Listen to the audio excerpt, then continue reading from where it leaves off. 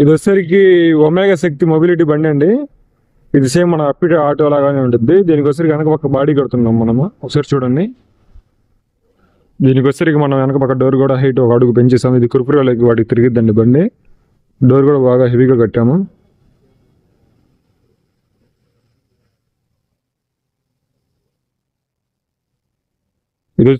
ఇది super walk charging అండి. ఇది మనం దీనికి సపరేట్గా డోర్ ఒకటి పెట్టేసాం మనము.